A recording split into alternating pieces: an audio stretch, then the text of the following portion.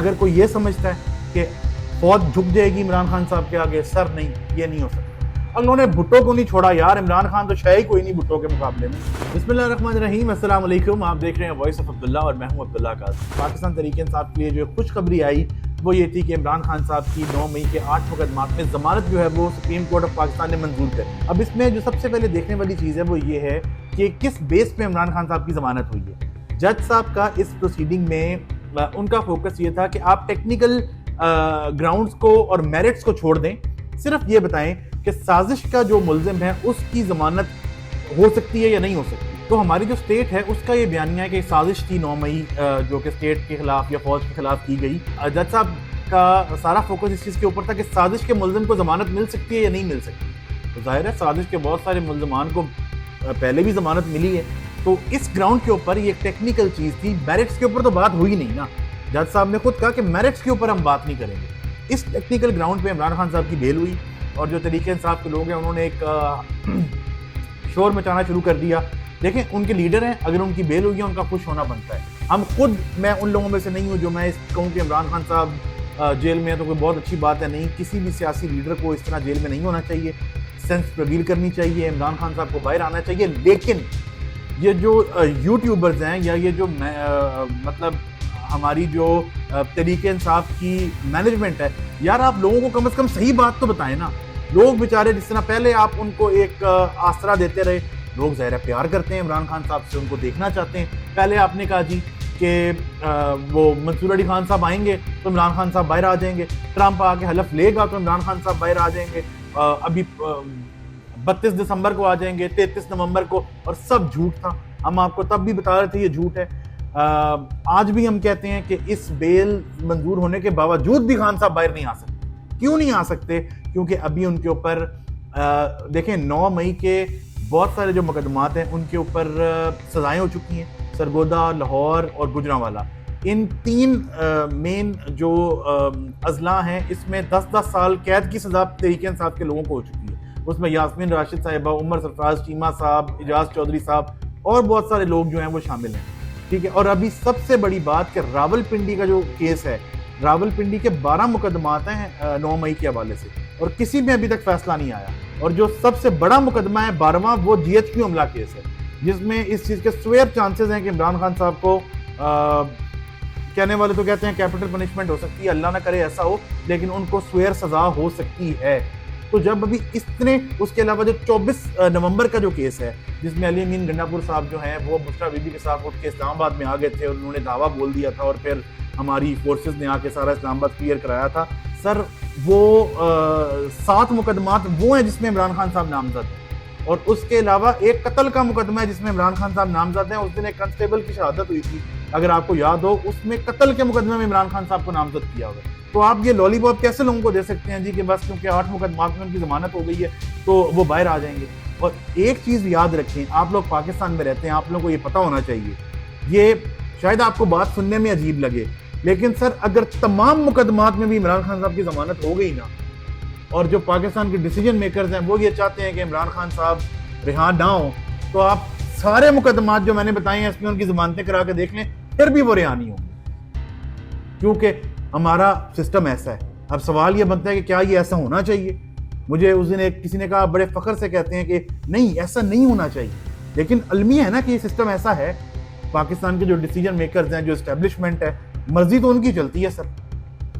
اور آج ہاں ایسا کیا ہونا چاہیے، نہیں ہونا چاہیے، لیکن عمران خان صاحب جو آج اس سسٹم کے خلاف بول رہے ہیں وہ خود بھی تو اس وقت کے آرمی چیف کے تھرو وزیر اعظم بنے تھے نا۔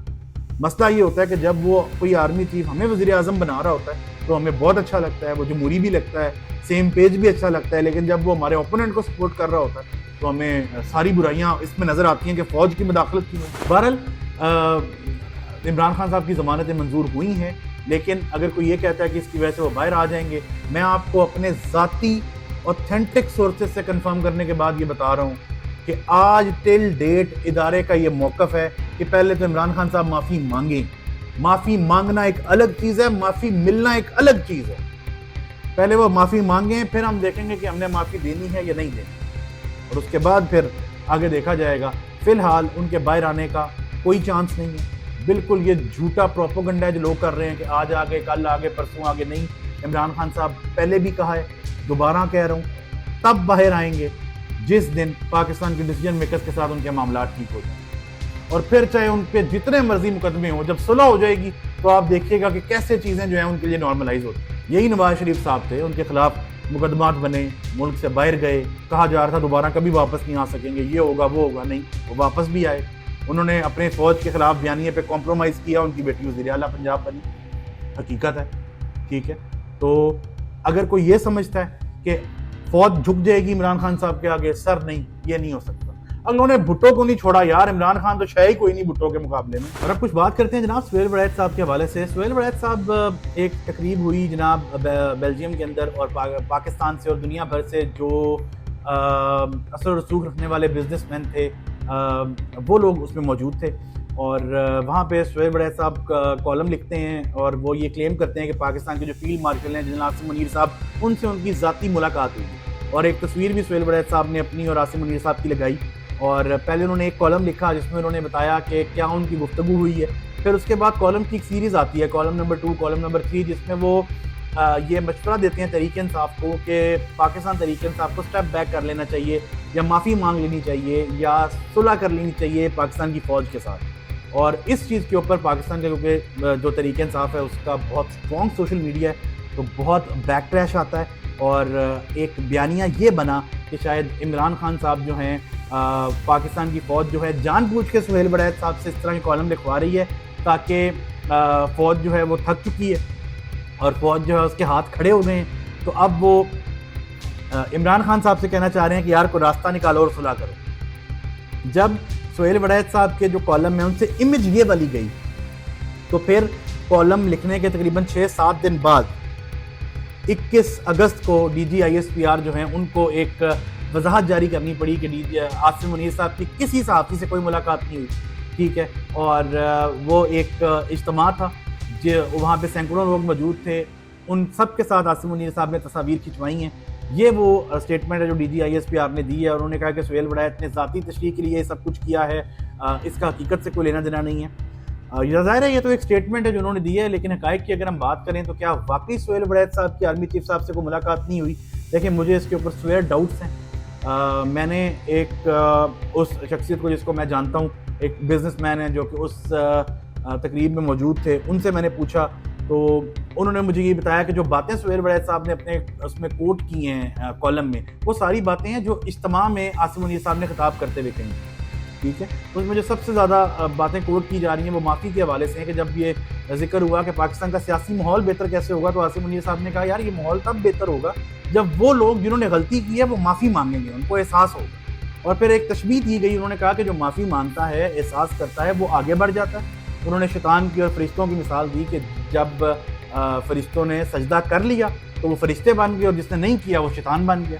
تو وہ تشبیہ دی گئی. نام عمران خان صاحب کا نہیں لیا گیا, لیکن ظاہر ہے کہ وہ جو اشارہ تھا وہ عمران خان صاحب کی طرف تھا, اس میں کوئی شک نہیں ہے. اب دیکھیں میں آپ کو یہ بات بتاؤں, ایک چیز آپ یاد رکھیے گا کہ سہیل وداعت صاحب پاکستان کے سینئر ترین جرنلسٹ میں سے ہیں, ایک بات. دوسری بات ہے کہ وہ ان لوگوں میں سے ہیں جو محسن نقوی صاحب کے بہت قریبی دوست ہیں. محسن نقوی صاحب اس وقت آپ کے ملک میں کوئی دوسرا طاقتور ترین آدمی ہے نا, فیلڈ مارشل کے بعد تو وہ محسن نقوی صاحب, ٹھیک ہے. اور کالم میں سہیل وداعت صاحب نے ذکر بھی کیا کہ محسن نقوی صاحب کے تھرو وہ بہت عرصے سے کوشش کر رہے تھے کہ وہ آرمی چیف صاحب سے ملاقات کریں. پلس انہوں نے یہ کہا ہے کہ جو اجتماع میں آرمی چیف صاحب سے گفتگو انہوں نے کی وہ تقریباً 1 گھنٹے کا ٹائم تھا, اور جو ذاتی ملاقات ان کی ہوئی وہ تقریباً 2 گھنٹے کا ٹائم تھا. تو بات یہ ہے کہ ملاقات بالکل ان کی ہوئی ہے, ذاتی ملاقات ہوئی ہے, اور اجتماع میں تو ہوئی ہے, پرسنل بھی ان کی ایک سٹنگ ہوئی ہے. لیکن بعض دفعہ جو ایک سینئر جرنلسٹ ہوتا ہے نا سہیل وداعت صاحب کے لیول کا, وہ بھی غلطی کر جاتا ہے. غلطی انہوں نے یہ کی کہ جو پہلا کالم انہوں نے لکھا تھا وہ تو مطلب انہوں نے وہ ایک حال بیان کیا تو وہ چل گیا. دوسرا کالم جو انہوں نے لکھا اور اس کے اوپر جو معافی والا اور پھر شیطان سے تشبیہ والا اور سارا وہ جو چیزیں آئیں, اس کے اوپر بیک کلیش آیا. اور بیک کلیش آیا کہ ادارے کی امیج خراب ہو رہی تھی, کہ لوگوں نے یہ پرسیو کرنا شروع کر دیا سوشل میڈیا پہ پی ٹی آئی کے سپورٹرز نے کہ ادارے کی بس ہو گئی. تو پھر ان کو یہ اسٹیٹمنٹ جاری کرنی پڑی, اور انہوں نے دیکھیں کوئی فارمل پریس کانفرنس کر کے انہوں نے یہ اسٹیٹمنٹ جاری نہیں کی. جسٹ جو ہمارے ڈی جی صاحب ہیں وہ ایک ایجوکیشن انسٹیٹیوٹ میں جاتے ہیں, وہاں پہ انہوں نے شو یہ کیا کہ یار ڈی جی صاحب یہاں آئے ہوئے تھے اور چند جرنلسٹ اکٹھے ہو گئے 6 7 8 اور وہاں پہ فارملی مطلب انفارمل سی ایک وہ گیدرنگ ہے اور وہاں پہ سوال ہو جاتا ہے کہ جی سہیل وڑیچ صاحب کے حوالے سے جو انہوں نے کالم لکھے ہیں اور اس پہ ڈی جی صاحب اس کو جو ہے وہ رد کر دیتے ہیں. تو ملاقات ان کی ہوئی ہے جی. کوئی بھی اتنے بڑے لیول کا جرنلسٹ یہ کلیم نہیں کر سکتا کہ اس کی آرمی چیف یا فیلڈ مارشل سے ملاقات ہوئی ہے. پاسبل ہی نہیں ہے میرے بھائی, کیسے آپ یہ کلیم کر سکتے ہیں؟ لیکن ظاہر ہے کیونکہ بات اب ادارے کی امیج کے اوپر آ گئی تھی تو پھر ان کو اسمارٹلی پلے کر کے اس چیز سے نکلنا تھا اور وہ انہوں نے کیا. باقی سر جو عاصم منیر صاحب ہیں ان کی ظاہر ہے کہ ایک ریپیوٹ ہے کہ وہ جرنلسٹ وغیرہ سے اس طرح نہیں ہیں. جنرل باجوہ کی اگر ہم بات کریں تو وہ عمران ریاض صاحب کی آپ کو ایک بات یاد ہوگی, وہ کہتے تھے کہ تم ہمیں بلا کے دکھاتے تھے کہ یہ چور ہیں. مطلب یہ کہ ان کی ایک ہسٹری تھی. اور دیگر جو ہمارے آرمی چیف رہے ہیں کہ وہ جو ہائی ویورشپ والے جو مین اسٹریم جرنلسٹ ہوتے ہیں ان سے وہ ملتے رہے ہیں. عاصم منیر صاحب کی اس طرح کی کوئی ان کے انٹرسٹ نہیں ہے, وہ صحافی حضرات سے نہیں ملتے. اور ان کا ایک ظاہر ہے کہ ایک یہ پوائنٹ ہوتا ہے ادارے کا کہ یار یہ جو صحافی ہوتے ہیں نا ان سے آپ پرسنل گیدرنگ میں جو بات کرو نا یہ جا کے اس کو پبلک کر دیتے ہیں. اور پھر ریٹائرمنٹ کے بعد بھی بہت سارے مسائل کا سامنا بھی کرنا پڑتا ہے کیونکہ قمر جاوید باجوہ صاحب کے حوالے سے بہت ساری چیزیں جو ہیں وہ سامنے آئیں. ٹھیک ہے, جب وہ ریٹائر ہو گئے تو پھر بہت سارے صحافی شاید میتلا صاحب اور دیگر ہیں جنہوں نے ان کے حوالے سے بہت ساری باتیں کی. تو اس ساری کنٹروورسی سے بچنے کے لیے جو موجودہ ہمارے فیلڈ مارشل صاحب ہیں وہ کسی صحافی سے نہیں ملتے. سہیل وڑیچ صاحب کی قسمت اچھی تھی, محسن نقوی صاحب سے ان کا تعلق تھا کہ ان کی ملاقات ہو گئی. لیکن سر اس ملاقات کا جو رزلٹ نکلا ہے نا, اب تو میرا خیال ہے اگر کوئی چانس بھی تھا کہ کسی صحافی کی ملاقات فیلڈ مارشل صاحب سے ہو جاتی تو وہ نہیں ہوتی. تو یہ حقائق تھی. اس میں کچھ ذاتی انفارمیشن زیادہ تھی, تجزیہ کم تھا, لیکن ہم نے کہا کہ یہ چیز ایک ٹاک آف دا ٹاؤن ہے, اس کے اوپر آپ کو اپڈیٹ کریں تو اس وقت نہیں بہت